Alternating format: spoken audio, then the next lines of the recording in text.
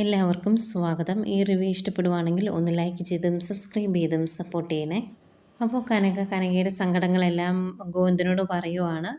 നന്ദുവിൻ്റെ മനസ്സിൽ അനിയുണ്ടോ എന്ന് നമുക്കറിയില്ലല്ലോ. പക്ഷെ അവൾ മൊബൈലിൽ നോക്കി ചിരിക്കുകയോ ഓരോന്ന് പറയുകയോ ഒക്കെ ചെയ്യാറുണ്ട് ഇടയ്ക്ക്. അത് കാണുമ്പം എനിക്ക് അനിയനെ അവൾക്ക് ഇഷ്ടമാണ് എന്ന് തോന്നാറുണ്ട്. പെൺകുട്ടികളുടെ മനസ്സിൽ അവരൊന്നും തുറന്നു പറയുകയില്ല. എൻ്റെ സംശയം മൊത്തം അനിയേക്കാളേറെ അവൾ തിരിച്ച് അവനെ സ്നേഹിക്കുന്നുണ്ടോയെന്നാ എന്നൊക്കെ ഇങ്ങനെ കനക പറയുക കേട്ടോ. അന്നേരവും ഗോവിന്ദൻ പറയുന്നത് നന്ദുവിൻ്റെ വിവാഹം കഴിഞ്ഞു കഴിഞ്ഞാൽ ആ കാര്യങ്ങളെല്ലാം അവളങ്ങ് മറന്നു പൊയ്ക്കോളും എന്നാണ്. അന്നേരം കനക പറയുന്നുണ്ട് ഒരിക്കലും അങ്ങനെയൊന്നും സംഭവിക്കുമെന്ന് എനിക്ക് തോന്നുന്നില്ല. കാരണം ആ ജ്യോത്സ്യൻ്റെ അടുത്തോട്ട് ആരുടെ ജാതകമായിട്ട് ചെന്നാലും പറയുന്നത് നന്ദുവും അനിയും തമ്മിലുള്ള വിവാഹമേ നടക്കുകയുള്ളൂ എന്നാണ്. അത് ഓർക്കുമ്പോൾ എനിക്ക് ടെൻഷൻ. ആ ജ്യോത്സ്യൻ പറഞ്ഞ ഒരു കാര്യവും ഇതുവരെ നടക്കാതിരുന്നിട്ടില്ല എന്നൊക്കെ ഇങ്ങനെ പറഞ്ഞ് ആകെ വിഷമിച്ചിരിക്കുക കേട്ടോ രണ്ടുപേരൂടെ. എന്തായാലും ഇത് കേൾക്കുന്ന നന്ദുവിന് ഇത്തിരി സന്തോഷമൊക്കെ ആവുന്നുണ്ട്. അങ്ങനെ ജ്യോത്സ്യൻ പറഞ്ഞിട്ടുണ്ടെങ്കിൽ അവൻ എൻ്റേതാകുമെങ്കിൽ അങ്ങനെ ആകട്ടെ എന്നാണ് നന്ദുവിൻ്റെ ഒരു ഭാഗം. ഏതായാലും അത് കഴിഞ്ഞ് ജ്യോത്സ്യനെ ഒന്ന് കണ്ടേക്കാം എന്ന് തന്നെ നന്ദു തീരുമാനിക്കുന്നു. നന്ദു നേരെ ജ്യോത്സ്യൻ്റെ അടുത്ത് വരുന്നുണ്ട്. അങ്ങേരെ കവടിയൊക്കെ നിരത്തിയതിന് ശേഷം പറയുവാണ് നന്ദുവിൻ്റെ വിവാഹം നടക്കുന്നുണ്ടെങ്കിൽ അത് അനിയുമായിട്ട് മാത്രമേ നടക്കുകയുള്ളൂ എന്ന്. അന്നേരം നന്ദു പറയുന്നുണ്ട് അവൻ്റെ വിവാഹം കഴിഞ്ഞതായിരുന്നു, ഇപ്പോൾ കൂടെ പെൺകുട്ടിയില്ല, എങ്കിൽ പോലും ഈ വിവാഹം നടക്കാൻ ഒരുപാട് തടസ്സങ്ങളുണ്ട് എന്ന് പറയുമ്പോൾ അങ്ങേര് പറയുന്നുണ്ട് നന്ദനയ്ക്ക് വിധിച്ചത് അനന്തപുരിയിലെ അനിരുദ്ധൻ എന്ന് പറഞ്ഞ ആ പയ്യൻ തന്നെയാണ്, അതേ നടക്കുകയുള്ളൂ. അതിൻ്റെ മുന്നോടിയായിട്ട് ഉള്ള സംഭവങ്ങളാണ് ഇപ്പം നടന്ന അനർത്ഥങ്ങളെല്ലാം. അത് നിങ്ങളിലേക്ക് അനിയെ അടുപ്പിക്കും, അതുകൊണ്ട് അതേ നടക്കുകയുള്ളൂ എന്ന് തന്നെ അങ്ങേര് പറയുക.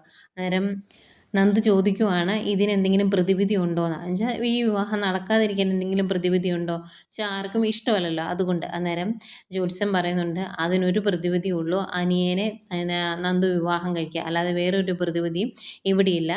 ഇനി ഇല്ലാത്ത പ്രതിവിധിക്ക് വേണ്ടി നമ്മൾ ഈശ്വരനെ ശല്യം ചെയ്യാൻ പോകരുത്. ചില ജ്യോത്സ്യന്മാരുടെ ഭാര്യമാർ ഓടിപ്പോയി അവരുടെ കുടുംബത്തിൽ പ്രശ്നങ്ങൾ എന്നൊക്കെ നമ്മൾ പലപ്പോഴും കേൾക്കാറില്ലേ. അങ്ങനെ സംഭവിക്കാൻ കാരണം മറ്റുള്ളവരുടെ ജീവിതത്തിൽ ഇല്ലാത്ത പരിഹാരത്തിനായി ഓരോന്ന് ചെയ്യുന്നത് കൊണ്ടാണ് എന്നൊക്കെ ജ്യോത്സ്യൻ പറയുന്നുണ്ട്. ഇനിയിപ്പോൾ ബാക്കിയുള്ളവരെ വിഷമിപ്പിക്കണ്ട എന്ന് കരുതി ഈ വിവാഹം നന്ദു വേണ്ട എന്ന് വെച്ചാലും അത് ഈശ്വരനോട് സാധിച്ചു തരണ്ടേ. പക്ഷേ ഈശ്വരൻ അങ്ങനെ ചിന്തിക്കത്തില്ല, അതാണ് കവടിയിൽ കാണുന്നത്. അതുകൊണ്ട് നിങ്ങളുടെ വിവാഹമേ നടക്കുകയുള്ളൂ, അത് അങ്ങ് നടക്കട്ടെ, അതിനെന്തിനാ വിഷമിക്കുന്നത്, അത്രത്തോളം നന്ദുവിനെ അനി സ്നേഹിക്കുന്നുണ്ടല്ലോ എന്നൊക്കെ ജ്യോത്സ്യൻ പറയും. ലാസ്റ്റ് ആയിക്കോട്ടെ എന്ന് പറഞ്ഞ് ദക്ഷിണയൊക്കെ കൊടുത്തിട്ട് നന്ദു അവിടുന്ന് പോരുക. എന്നാലും നന്ദുവിന് നല്ല ടെൻഷനുണ്ട്, മനസ്സിനൊരു സുഖമില്ല, കിടന്ന് ഉറങ്ങാനൊന്നും പറ്റുന്നില്ല. അതുകൊണ്ടൊരു കൗൺസിലിങ്ങിനാണെന്ന് തോന്നുന്നു ഒരു ഡോക്ടറെ പോയി കാണുന്നുണ്ട്. ഡോക്ടറുടെ കാര്യങ്ങളെല്ലാം പറയുമ്പം ഡോക്ടർ പറയുന്നുണ്ട് അനിയെ തന്നെ വിവാഹം കഴിക്കുന്നതിന് നന്ദുവിന് എന്താ പ്രശ്നം? ഇന്നത്തെ കാലത്ത് ഇതുപോലെ സ്നേഹിക്കുന്ന പെൺകുട്ടിയെ ഭ്രാന്തമായി സ്നേഹിക്കുന്ന ആൺകുട്ടികളെ കണ്ടു കിട്ടാൻ പോലും ഇല്ല. ആ സ്ഥിതിക്ക് ആ പയ്യനെ തന്നെ മനസ്സ് സ്വീകരിക്കുന്നതല്ലേ നല്ലത് എന്നൊക്കെ ചോദിക്കും. അന്നേരം നന്ദു പറയുന്നുണ്ട് വേറെ ഒന്നും കൊണ്ടല്ല, ഈ വിവാഹം നടക്കാൻ ഒരുപാട് തടസ്സങ്ങളുണ്ട്, അതുകൊണ്ടാണ് എന്ന് പറയുമ്പം ഡോക്ടർ ചോദിക്കുന്നുണ്ട് എനിക്കറിയാം തടസ്സം എന്താണെന്ന്. നന്ദുവിന് 2 ചേച്ചിമാർ വിവാഹം കഴിപ്പിച്ചു വിട്ടേക്കുന്നത് അനന്തപുരിയിലേക്കാണ്. ആ കൂടെ നന്ദുവിടെ ചെല്ലുന്നതിൻ്റെ ബുദ്ധിമുട്ടാണോ?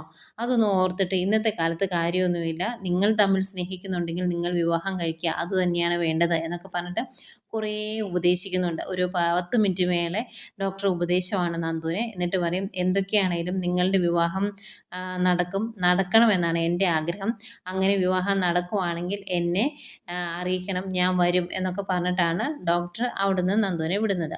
നന്ദു ഇങ്ങനെ ഇറങ്ങി പോന്നു കഴിയുമ്പോഴേക്കും ഡോക്ടർ പറഞ്ഞതും അതുപോലെ ജ്യോത്സ്യൻ പറഞ്ഞതും ഒക്കെ ഇങ്ങനെ മനസ്സിൽ ആലോചിച്ച് കൊണ്ടാണ് ഇങ്ങ് പോരുന്നത്. പിന്നീട് നമ്മുടെ ജലജയാണ് കാണിക്കുന്നത്. ജലജ രാവിലെ തന്നെ പുറത്ത് മുഖത്ത് പുട്ടിയൊക്കെ ഇട്ട് സുന്ദരി ആയിക്കൊണ്ടിരിക്കുകയാണ്. അന്നേരം അബി അങ്ങോട്ട് ചെല്ലും. എന്നിട്ട് ചോദിക്കുന്നുണ്ട് അമ്മ ഈ വയസ്സാകാലത്ത് സുന്ദരിയാകാനുള്ള പ്രയത്നമാണോ ഈ കാണിക്കുന്നത് എന്ന് ചോദിക്കുമ്പം ജലജ പറയുന്നുണ്ട് എന്നെ ഇപ്പം കണ്ടാലും നിൻ്റെ അത്രയും പ്രായമുള്ള ഒരു മകനുണ്ടെന്ന് ആരെങ്കിലും പറയുമോ, ഞാൻ സുന്ദരിയല്ലേ എന്ന് ചോദിക്കും.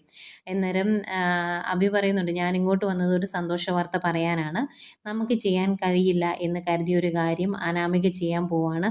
അവൾ അങ്ങനെ ഒരുത്തി ആയതുകൊണ്ട് എന്ത് കാര്യത്തിനും ഇറങ്ങി പുറപ്പെടും, അത് നമുക്ക് രക്ഷയായി എന്ന് പറയും.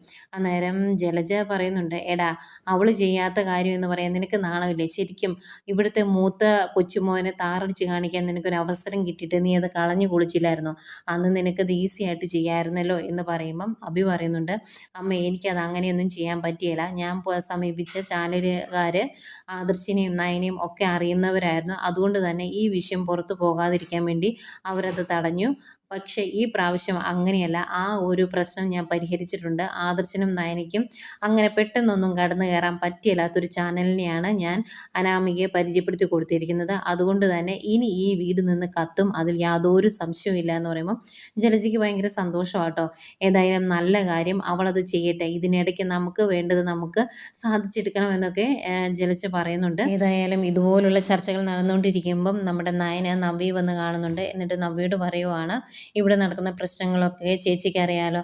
ആ അനാമിക ഇനി വെറുതെ ഇരിക്കും എന്ന് എനിക്ക് തോന്നുന്നില്ല. അതുകൊണ്ട് എന്തെങ്കിലും പ്രശ്നം ഉണ്ടായിട്ടുണ്ടെങ്കിൽ അനാമികയും അതുപോലെ ഇവിടുത്തെ അപ്പച്ചിയും ഇളയമ്മയും ഒന്നും സപ്പോർട്ട് ചെയ്ത് ചേച്ചി അവരുടെ കൂടെ നിൽക്കരുത് എന്ന് പറയുമ്പം നവ്യ പറയുന്നുണ്ട്, ഞാൻ അനാമികയുടെ കൂടെ നിൽക്കുന്നില്ല, അത് ഞാൻ തീരുമാനിച്ച കാര്യമാണ്. പക്ഷേ ഞാൻ അബിയുടെ അമ്മയുടെ കൂടെയും ഇവിടുത്തെ അമ്മായിയുടെ കൂടെയും നിൽക്കരുത് എന്ന് നീ പറയുന്നതിൻ്റെ ഉദ്ദേശം എനിക്ക് മനസ്സിലായില്ല. നിന്നോട് ഞാൻ പലതവണ പറഞ്ഞതാണ് ആദർശേട്ടൻ്റെ കൂടെ നീ നിൽക്കരുത് എന്ന്. എന്നിട്ട് നീ കേട്ടായിരുന്നോ എന്ന് ചോദിക്കും. അന്നേരം നയന പറയുന്നുണ്ട്, അതിന് കാരണമുണ്ട് ചേച്ചി. ഞാനിവിടെ ആദർശേട്ടൻ്റെ കൂടെ നിന്നില്ലെങ്കിൽ ഈശ്വരന്മാർ പോലും അത് സമ്മതിച്ചു തരത്തില്ല, അല്ലെങ്കിൽ ഈശ്വരന്മാർ പോലും പൊറുക്കില്ല എന്ന് പറയുമ്പോൾ നവ്യ ചോദിക്കുന്നുണ്ട്, അതെന്താ ഈശ്വരന്മാർക്ക് ഇപ്പം കണ്ണ് കാണാൻ പറ്റില്ലേ എന്ന്. ഈ നടന്ന സംഭവങ്ങളൊന്നും ഈശ്വരന്മാർ കണ്ടതല്ലേ? അതോ അവിടെയും നീ പറഞ്ഞ കാര്യങ്ങളെല്ലാം ബ്ലോക്ക് ചെയ്തിട്ടുണ്ടോ? ഇപ്പം നമ്മുടെ വീട്ടിലേക്ക് ഞാനും അഭിയും കൂടി ചെന്നിട്ടുണ്ടെങ്കിൽ അവർക്ക് വലിയ ഇഷ്ടമൊന്നുമില്ല, ആ രീതിയിലാണ് പെരുമാറുന്നത്. അങ്ങനെ നീ പറഞ്ഞ് മാറ്റിയതാണോ എന്നൊക്കെ ഇങ്ങനെ ചോദിക്കുമ്പം നയന പറയുന്നുണ്ട്, ഞാൻ ആരെയും പറഞ്ഞ് മാറ്റിയിട്ടൊന്നുമില്ല. അമ്മയ്ക്കും അച്ഛനും കാര്യങ്ങൾ കാണുമ്പോൾ മനസ്സിലാവുമല്ലോ, അത് തന്നെയാണ് കാര്യം എന്ന് പറയും. അന്നേരം നവ്യ പറയുന്നുണ്ട്, എനിക്കൊരിക്കലും നിൻ്റെ ഭർത്താവിനെ അംഗീകരിക്കാൻ സാധിക്കത്തില്ല. ഇത്രയും വലിയൊരു തെറ്റ് ചെയ്തിട്ടും വളരെ കൂളായിട്ട് നടക്കുവാണ്. അതിന് സപ്പോർട്ട് ചെയ്യാൻ നീയും ഉണ്ട്. അതുകൊണ്ട് ഞാൻ എന്തെങ്കിലും പ്രശ്നം ഉണ്ടായിട്ടുണ്ടെങ്കിൽ എൻ്റെ ഭർത്താവിൻ്റെ അമ്മയുടെ കൂടെ നിൽക്കും, അതിൽ സംശയമൊന്നുമില്ല എന്നിങ്ങനെ പറയൂ കേട്ടോ. എന്നിട്ട് നവ്യ പറയുന്നുണ്ട്, ഞാൻ നോക്കുമ്പം ഏതായാലും നിൻ്റെ ആദർശേട്ടനേക്കാൾ ഭേദം അനാമിക തന്നെയാണ്. രണ്ടുപേരും തെറ്റ് ചെയ്തു. പക്ഷേ അനാമിക തെറ്റ് ചെയ്തത് അവൾക്കെതിരെ അനി അങ്ങനെ പെരുമാറിയത് കൊണ്ടാണ്. വിവാഹം കഴിഞ്ഞതിന് ശേഷവും അവൻ അവളെ സ്നേഹിച്ചിട്ടില്ല. നമ്മുടെ നന്ദുവിൻ്റെ പുറകെ നടക്കുമായിരുന്നു അവൻ. അതിന് ശേഷം കാണാൻ മേലാത്ത പല കാഴ്ചകളും അവൾ കണ്ടു. അതുകൊണ്ടല്ലേ അവൾ ഇങ്ങനെയൊക്കെ പെരുമാറിയത്. അതിന് അവളെ തെറ്റ് പറയാൻ പറ്റത്തില്ല. അത് വെച്ച് നോക്കുമ്പം നിൻ്റെ ഭർത്താവ് എത്രയോ വലിയ തെറ്റാണ് ചെയ്തേക്കുന്നത്. അതിനെ ന്യായീകരിക്കാൻ നിനക്ക് സാധിക്കുന്നില്ലേ? പിന്നെ ഇതിലെന്താ കുഴപ്പം എന്നൊക്കെ നവ്യ ചോദിക്കുവാണ്. അന്നേരം നയന പറയുന്നുണ്ട്, ഏതായാലും എൻ്റെ ആദർശേട്ടൻ തെറ്റ് ചെയ്തിട്ടില്ല എന്ന് എനിക്കറിയാം. അതുകൊണ്ട് എൻ്റെ ആദർശേട്ടൻ്റെ കൂടെയാണ് നിൽക്കുള്ളൂ എന്ന് പറഞ്ഞിട്ട് നയന അങ്ങ് പോവുകയാണ്. അന്നേരം നവ്യ വിളിച്ചു നിർത്തിയിട്ട് പറയുന്നുണ്ട്, ഇനി നിൻ്റെ ആദർശേട്ടൻ തെറ്റ് ചെയ്തിട്ടില്ല എന്നിങ്ങനെ ഉറപ്പിച്ച് പറയുമൊന്നും വേണ്ട. അനഘ ഇപ്പം അനങ്ങാതെ കിടക്കാനുള്ള കാരണം ആദർശേട്ടനാണോ എന്ന് എനിക്ക് നല്ല സംശയമുണ്ട്. അയാൾ ഡോക്ടർമാരെ കൊണ്ട് അങ്ങനെ ചെയ്യിപ്പിച്ചതാണോ എന്ന്. കാരണം അനഘ വാ തുറക്കാതിരിക്കാൻ അങ്ങനെയൊക്കെ സംഭവിക്കാമല്ലോ എന്നിങ്ങനെ പറയുമ്പോഴത്തേക്കും നയന പറയുവാണ്, എൻ്റെ ആദർശേട്ടൻ അങ്ങനെ ചെയ്യുകയില്ല, പക്ഷെ വേറെ പലരും അങ്ങനെ ചെയ്യും എന്ന് എനിക്കറിയാം, അത് ചിന്തിച്ചാൽ മനസ്സിലാകും എന്ന് പറഞ്ഞിട്ട് അങ്ങ് പോവാട്ടോ നയന. അന്നേരം അതിനെപ്പറ്റി ഇങ്ങനെ ഓർത്ത് നിൽക്കുന്ന നവ്യയെ കാണിക്കുന്നുണ്ട്. നാളെ കാണിക്കുമ്പോൾ നവ്യ നേരെ അപ്പുറത്ത് അവരുടെ കൂടെ തന്നെ നിൽക്കുകയും ചെയ്യും. എന്നും ഇങ്ങനെ കാണിക്കും. നവ്യയ്ക്ക് സംശയം ഉണ്ടാകുന്ന പോലെയൊക്കെ പിറ്റേ ദിവസം ആകുമ്പോൾ ഒരു സംശയം കാണില്ല. ഏതായാലും ഇത്രയൊക്കെയാണ് ഇന്നത്തെ എപ്പിസോഡ് കാണിച്ചത്.